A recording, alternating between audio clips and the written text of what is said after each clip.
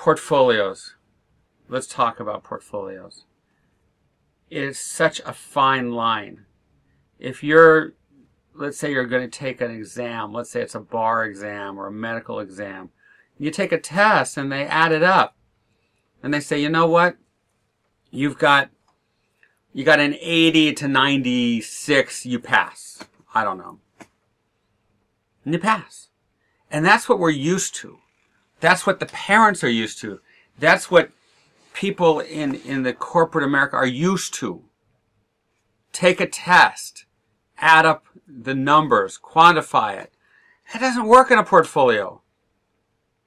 The portfolio has to have, it has to talk to the person who's looking at it. They're sensitive to it. It's not something that you add up. Now, they have to have the fundamentals, and that's where we come in. If the fundamentals aren't there, it's going to show immediately. Like somebody reading your cover letter and there are spelling mistakes. I probably wouldn't find them. But somebody who is very sensitive to the grammar and the spelling would immediately see it. That's what we are when we look at a portfolio. So the first level is going to be, do you have your fundamentals? That's number one. You miss one fundamental, you're out. That's number one. Number two, a lot of what we're seeing, I'm seeing in the student, is they're in a safe world. They're doing what's already been done. Now, it's a weird concept. And I had a friend who I have a friend who owns an advertising agency. He says the client always comes to you for the creativity. You have the breaking creativity. And then they always end up in the safe zone. They want this groundbreaking logo. So you give them a half dozen of the most amazing, creative designs. And then they end up with just some 18-point type, a red line, and a dot, because it's safe. But they hired you for the creativity.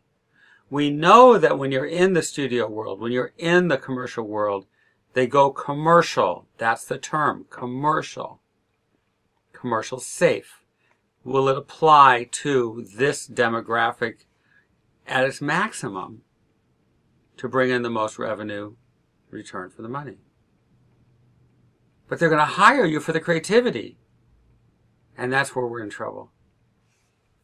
So, we need to be able to show the person looking at your portfolio, number one, where you're interested in. You've got to be able to tell them what you want to do.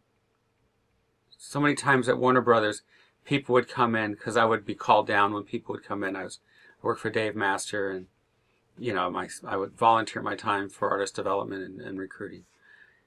And I say, well, where do you fit? What do you want to do? Well, they say, why don't you look at my portfolio and tell me?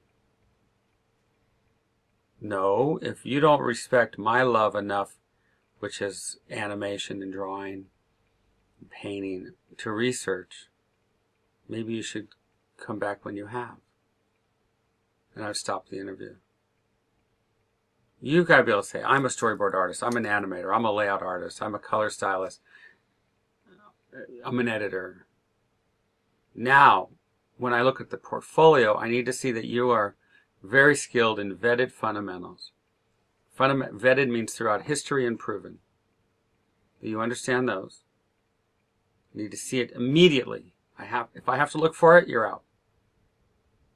Then I need to see that you can give me what we need, which is going to be the commercial.